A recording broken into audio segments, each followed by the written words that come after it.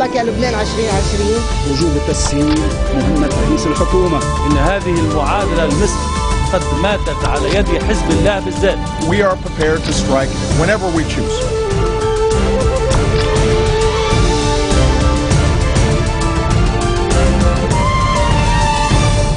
Bonjour à tous et merci de nous rejoindre sur Futur TV pour cette nouvelle édition de la rédaction. Voici les titres de ce journal. Ouverture du sommet du G20 à Saint-Pétersbourg. La crise syrienne devrait dominer ce rendez-vous des plus grandes puissances de la planète avec une confrontation attendue entre Vladimir Poutine et Barack Obama. Alors qu'une commission du Sénat américain approuve un projet de résolution de frappe ciblée contre la Syrie, la droite française s'oppose à toute intervention sans mandat de l'ONU. Une rencontre Sleiman-Hollande prévue ce samedi à Nice en marge des Jeux de la francophonie. Elle intervient alors que Bachar el-Assad menace Paris de représailles sur les intérêts de la France en cas de frappe militaire. Et à suivre également dans cette édition, tentative d'assassinat contre le ministre égyptien de l'Intérieur. Mohamed Ebrahim a survécu à un attentat à la voiture piégée qui a visé son convoi près de son domicile au Caire. Les plus grandes puissances de la planète sont réunies à Saint-Pétersbourg en Russie pour le sommet du G20.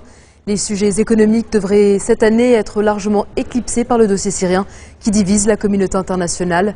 Les relations tendues entre Washington et Moscou vont sans nul doute jeter un froid sur le sommet.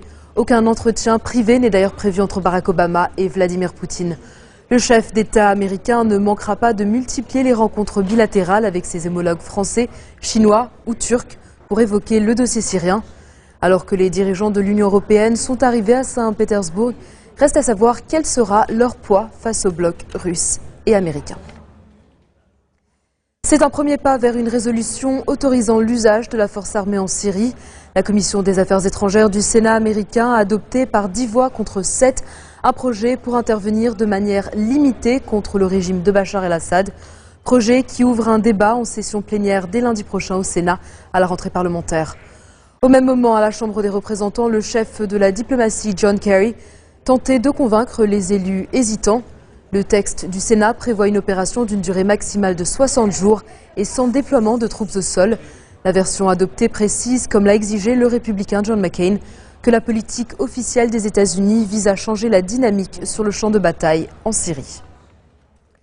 La partie n'est pas gagnée pour le gouvernement français où la droite s'oppose à toute intervention en Syrie sans mandat de l'ONU. Jean-Marc Ayrault a tenté de convaincre l'Assemblée nationale hier du bien fondé d'une riposte à l'attaque chimique présumée de Damas. Le Premier ministre estime que l'absence de réaction à l'utilisation d'armes prohibées enverrait un très mauvais signal à des pays comme l'Iran et la Corée du Nord. Elle-même divisée, la majorité peine à convaincre le majeure partie de l'opposition. Le chef de file des députés UMP, Christian Jacob, a critiqué une impasse diplomatique et militaire du gouvernement et du président Hollande. 74% des Français sont favorables à un vote du Parlement sur cette épineuse question, une option déjà écartée par Matignon.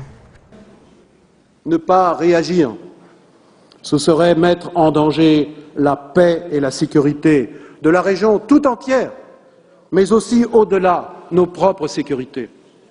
Car je pose la question, quelle crédibilité auraient ensuite nos engagements internationaux contre la prolifération des armes de destruction massive, y compris l'arme nucléaire? Quel message enverrions-nous à d'autres régimes, et je pense bien sûr comme vous à l'Iran? Monsieur le Premier ministre, l'ONU est un progrès. L'époque des expéditions punitives de quelques puissances relève d'une période révolue. L'ancien ministre des Affaires étrangères, Alain Juppé, s'est lui démarqué de la position adoptée par son parti, l'UMP. S'exprimant sur les ondes de RTL, il a été très clair, assurant que s'il était en position de le faire, il voterait en faveur d'une intervention en Syrie. Je voterai en faveur d'une intervention en Syrie. Ce qui se passe en Syrie est inacceptable. C'est un massacre comme on en a vu peu depuis des décennies. Vous connaissez les chiffres, plus de 100 000 morts, des centaines de milliers de blessés et de torturés, 2 millions de réfugiés d'après les chiffres de l'ONU. On ne peut pas continuer à fermer les yeux sur ce qui se passe là-bas. J'ajoute qu'il y a une question de principe. L'utilisation des armes chimiques, qui est proscrite par les conventions internationales, a toujours été un tabou depuis des décennies. Et ce tabou a aujourd'hui été levé. Je suis pour ma part convaincu par nos propres services de renseignement, qui même s'ils n'en ont pas la preuve formelle, il n'y a pas de flagrant délit en l'espèce, considèrent qu'il y a une certitude sur la responsabilité du régime syrien dans l'utilisation de ces armes. C'est une décision extraordinairement difficile. Et je n'en sous-estime pas les risques de tous ordres. Les risques politiques, les risques militaires sur le terrain, les risques de contagion. On voit bien qu'aujourd'hui la Jordanie est fragilisée, le Liban encore plus, et ainsi de suite.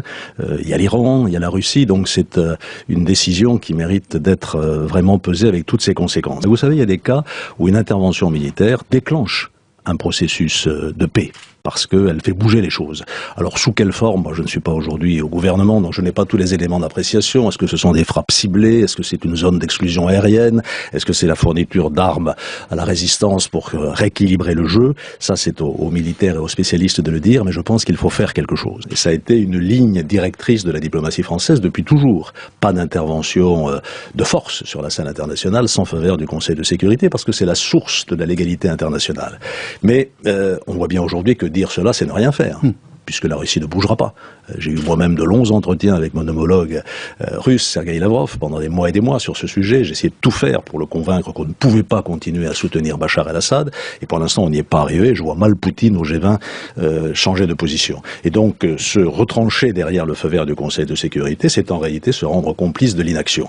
Et je voudrais simplement invoquer certains précédents historiques. Il y a eu le Kosovo, où l'OTAN est intervenue sans feu vert formel des Nations Unies. Et puis un autre souvenir qui me touche beaucoup, parce que j'ai vécu ça aussi de façon très douloureuse, c'est la situation dans l'ex-Yougoslavie. Les casques bleus en ex-Yougoslavie étaient l'arme au pied, parce que c'était le mandat des Nations Unies. Et ils voyaient les gens se massacrer sans rien faire. Jusqu'au jour où Jacques Chirac a dit « on ne tirera plus sur les casques bleus français sans qu'ils ne ripostent ». Ils ont riposté, et ça a été l'enclenchement du processus de paix qui a abouti aux accords de Dayton. L'attaque à l'arme chimique du 21 août près de Damas serait bien l'œuvre du régime syrien, mais son bilan très lourd pourrait être dû à une erreur de dosage. C'est ce que rapporte l'hebdomadaire allemand Der Spiegel qui cite le BND, les services secrets allemands.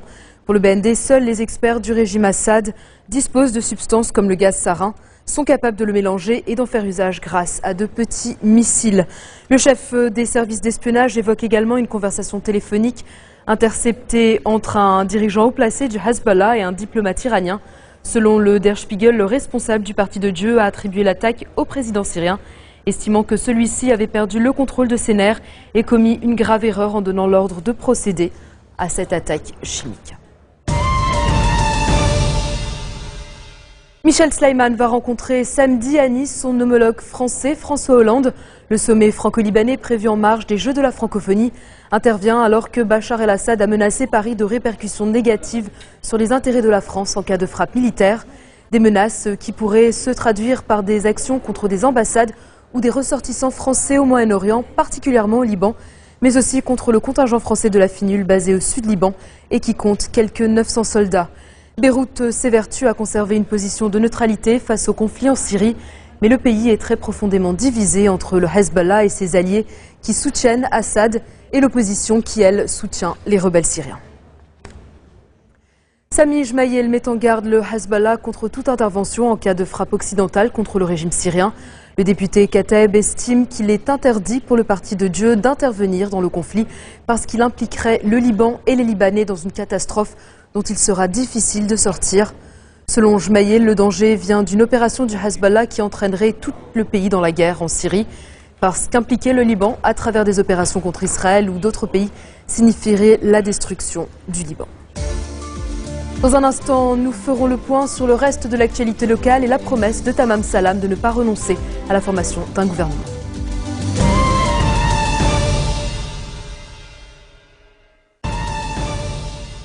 Retour sur le plateau de l'info de Futur TV. Les efforts pour la formation d'un nouveau gouvernement sont toujours en cours, mais loin des médias, selon Tamam Salam. Le Premier ministre désigné s'est entretenu une nouvelle fois avec Michel Sleiman au palais de Bravda ce matin. Les deux hommes multiplient les efforts depuis 5 mois en dépit des difficultés. Salam estime que former un cabinet ne se fait pas sur un coup de tête, assurant qu'il ne cherche ni à imposer ses opinions, ni à défier qui que ce soit. Selon lui, toute absence d'un consensus sur la composition du gouvernement ne fait que compliquer sa formation. Il dit cependant ne pas perdre espoir et ne compte pas renoncer à sa mission tant que les Libanais le soutiennent. Marouane Cherbel a lancé ce jeudi un plan qui vise à redynamiser le rôle de la police municipale pour aider les forces de sécurité intérieure à maintenir la sécurité. Le ministre sortant de l'Intérieur a souligné la nécessité de recourir à la sécurité préventive alors que le Liban passe par une période difficile. Ce plan sera mis en exécution à partir de demain en collaboration avec les municipalités. Selon Charbel, elle représente les piliers de la pyramide de décentralisation. Le député du Courant du Futur, Khaled Daher, estime que ceux qui critiquent les services des renseignements des FSI servent les intérêts du régime syrien.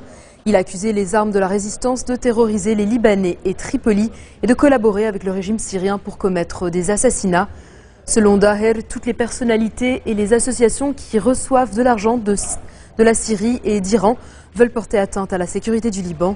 Il s'exprimait lors d'une conférence de presse lors de laquelle il a également donné la parole à un chef de quartier de Tripoli du nom de Abu Hamar. Celui-ci a raconté aux journalistes que des émissaires du Hezbollah lui ont offert à plusieurs reprises des sommes d'argent importantes pour que lui et ses hommes fournissent des renseignements détaillés sur les responsables du 14 mars et du Courant du Futur à Tripoli. Dans l'actualité régionale de ce jeudi, le ministre égyptien de l'Intérieur, Mohamed Brahim, a été la cible d'un attentat à la bombe ce matin dont il est sorti indemne. L'explosion a été déclenchée au passage du convoi ministériel dans le quartier de Nasser City, faisant plusieurs blessés parmi les gardes du corps et policiers. L'un d'entre eux a la jambe arrachée. Le ministre, lui, a été épargné. Il s'est exprimé quelques instants plus tard à la télévision d'État, qualifiant cette tentative d'assassinat de méprisable. Une enquête a été ouverte. Le ministre de l'Intérieur était une cible de choix après la répression des partisans du président déchu Mohamed Morsi, qui a fait plusieurs centaines de morts. En bref, dans le reste de l'actualité de ce jeudi, les recherches se poursuivent pour les 2 randonneurs français perdus dans l'Himalaya. Originaires de Vendée et de Bordeaux, les 2 jeunes ont disparu depuis 14 jours. Ils avaient auparavant passé 3 semaines à reconstruire une école près de Dharamsala. Les autorités indiennes multiplient les efforts de recherche pour tenter de les retrouver, mais les conditions météo rendent difficiles les survols en hélicoptère. Puis c'est une image chargée d'émotion. Les présidents français et allemands se sont recueillis main dans la main dans l'église d'Oradour-sur-Glane, théâtre du pire massacre nazi en France occupée pendant la Seconde Guerre mondiale. Jamais un chef d'État allemand en exercice ne s'était rendu dans le village. Joachim Gauck est apparu particulièrement ému en enlaçant l'un des derniers survivants. Le 10 juin 1944, une unité SS avait massacré 642 villageois d'Oradour-sur-Glane, ne laissant que 6 survivants, dont 3 sont encore en vie aujourd'hui. C'est la fin de ce journal. Tout de suite, le rappel des titres qui ont marqué l'actualité de cette journée. Ouverture du sommet du G20 à Saint-Pétersbourg. La crise syrienne devrait dominer ce rendez-vous des plus grandes puissances de la planète, avec une confrontation attendue entre Vladimir Poutine et Barack Obama. Alors qu'une commission du Sénat américain approuve un projet de résolution de frappe ciblée contre la Syrie, la droite française s'oppose à toute intervention sans mandat de l'ONU. Une rencontre Sleiman Hollande prévue ce samedi à Nice en marge des Jeux de la francophonie. Elle intervient alors que Bachar el-Assad menace Paris de représailles sur les intérêts de la France en cas de frappe militaire. Et puis, tentative d'assassinat contre le ministre égyptien de l'Intérieur, Mohamed Brahim, a survécu à un attentat à la voiture piégée qui a visé son convoi près de son domicile au Caire. Merci de votre attention. Retrouvez-nous tous les jours à 16h40 heure de Beyrouth. Vous pouvez également nous suivre en ligne sur notre site web ou en téléchargeant notre application mobile, exemptive de programmes sur notre antenne. Et à demain. حبك يا لبنان 2020 وجوب تسهيل مهمة رئيس الحكومة. إن هذه المعادلة المصر قد ماتت على يد حزب الله بالذات. We are prepared to strike whenever we choose.